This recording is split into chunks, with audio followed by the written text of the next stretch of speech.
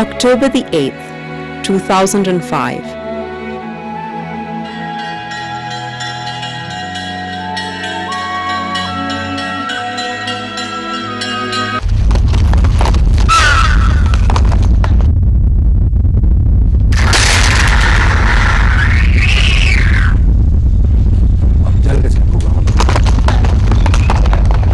ये ज़लज़ला है और बड़ा शदीद ज़लज़ला है।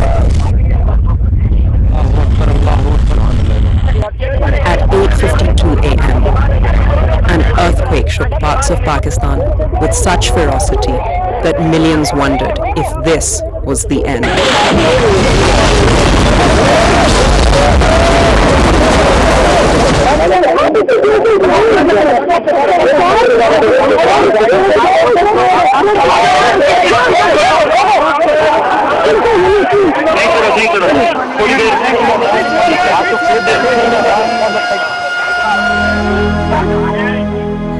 In initial reports, the media immediately focused on the collapsed Margala towers, where 73 people died and around 100 were injured. Within an hour of the earthquake, Pakistan Army aviation helicopters were in the air to assess the extent of damage and to evacuate the seriously injured. By midday, reports were pouring in about the massive devastation in northern Pakistan. Cities like Muzaffarabad and Balakot have been reduced to dust and debris, while in towns such as Rawalakot, Bagh, and in the northwest frontier province, towns like Gari Habibullah, Batal, Batgram, Dabori, and Alai, along with hundreds of surrounding villages, have been severely damaged. In a few tragic moments, thousands of people were buried under a shower of stones, wood, and concrete. The buzz of human life was reduced to an eerie silence. With its epicenter near Muzaffarabad and a magnitude of 7.6 on the Richter scale, it was by far the worst natural disaster ever to strike this region, triggering landslides, flattening homes and schools, and razing all infrastructures which took years to build. Air force को बता दिया गया है C-130 तैयार हैं, army aviation को बता दिया गया है 10 Mi-17 ऑलरेडी इन ऑपरेशन है और ज़्यादा अवेलेबल हैं, तो कैजुअल्टीज भी इवैक्यूएट हो रही हैं और रिलीफ गुड्स भी पहुंचाए जा रहे हैं और सारी मदद करेंगे इंशाल्लाह. Many mountains have sunk several meters, thus impacting the topography of this area.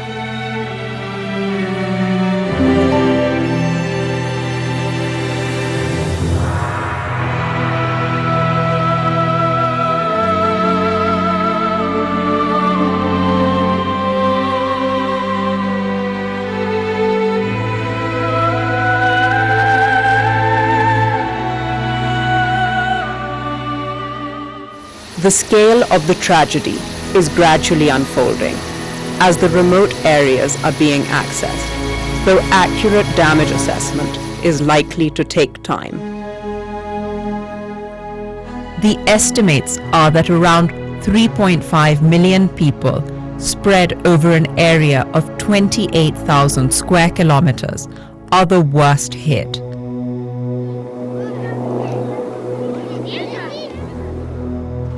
In these areas, where people live in villages situated in the valleys and on the mountain tops, relief aid and rescue operations are being carried out through helicopters and aircraft.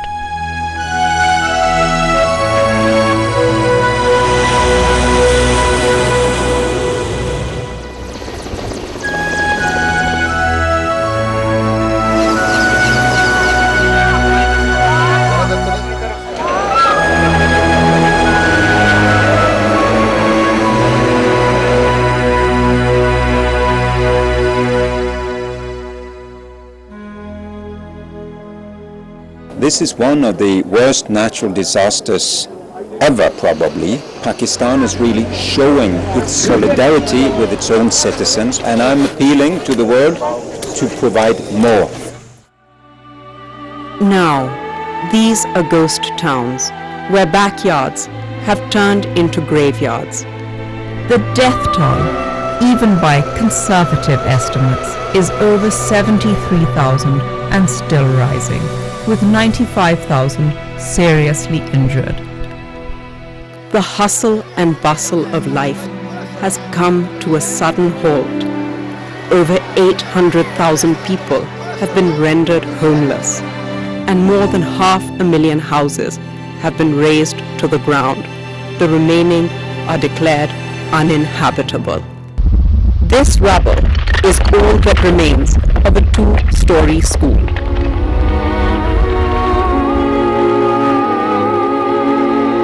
In this school alone, 80 children died, their books scattered, wailing their absence. This is the attendance register. Some of those present on October the 8th will now be absent forevermore. In Azad Kashmir, 8,000 schools have been destroyed and thousands of school children killed. This region had one of the highest literacy rates in the country. Buildings can be rebuilt, but no one can replace a whole generation.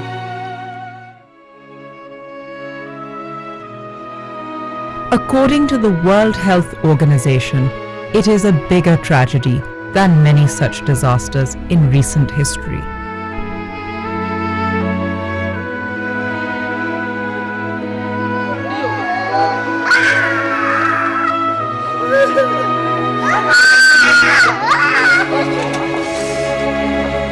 This earthquake in a mountainous region is different than a shoreline phenomenon. Many arms and legs have been broken and even amputated.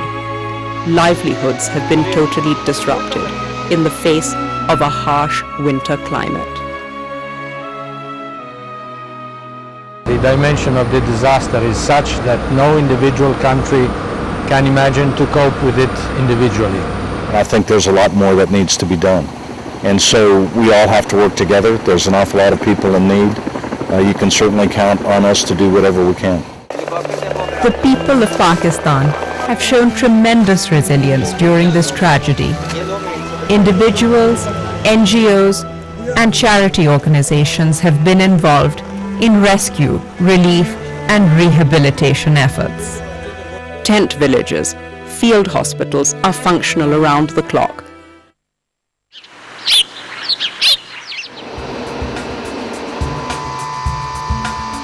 Since October the 8th to November the 19th, 690 aircraft loaded with relief goods have arrived at Islamabad airport from various countries.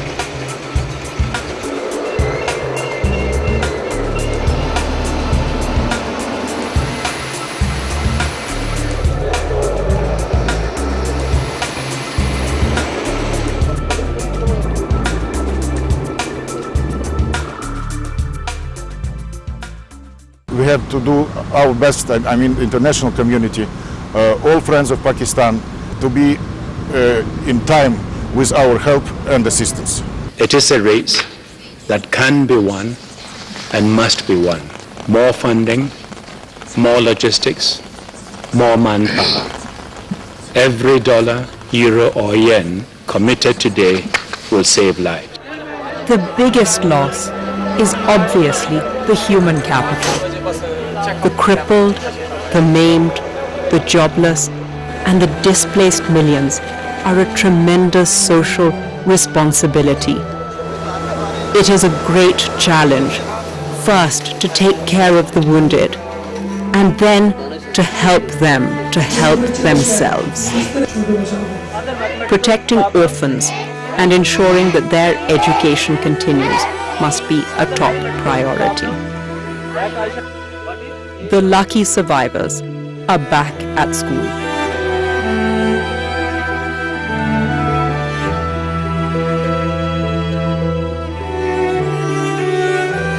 The people of these areas have already started to pick up what little is left of their lives.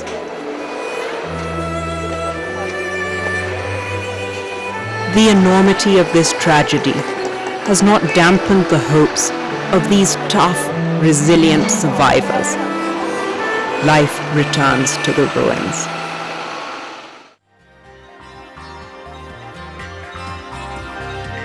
The government has assessed the damages and rebuilding costs at $5.2 billion, which is being shared by the UN, World Bank, and other international agencies.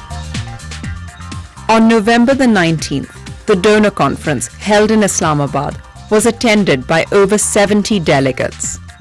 They pledged $5.8 billion for relief and reconstruction. I was able to visit the disaster areas and to see the valiant relief and recovery work taking place there. Words and statistics fall terribly short as we seek to convey the human suffering of countless families and communities. The pledges made need to be honored as soon as possible so that further disaster can be averted.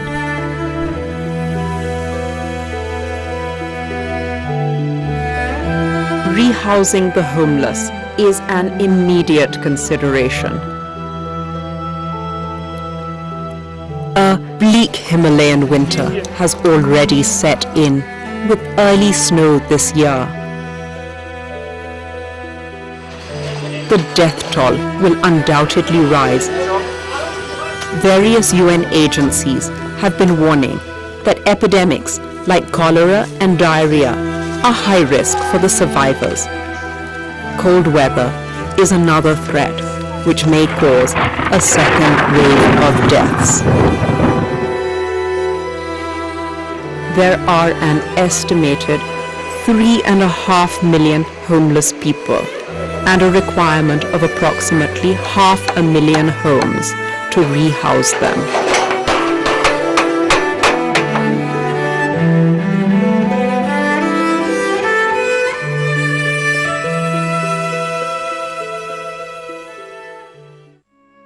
The earthquake in Pakistan is not over.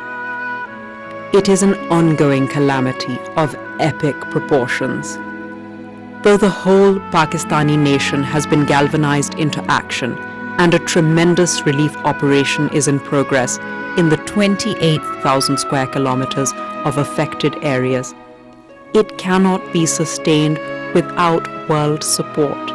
The rehabilitation and rebuilding processes are tremendous challenges for the fragile economy of Pakistan.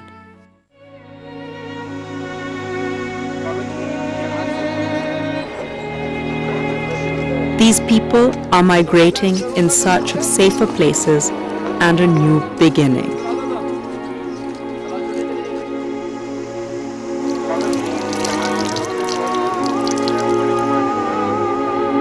This is a race against time. A stricken Pakistan is singing the requiem of her dead.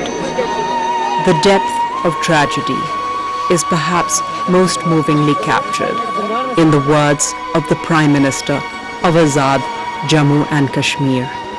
I am the Prime Minister of a mass colossal graveyard.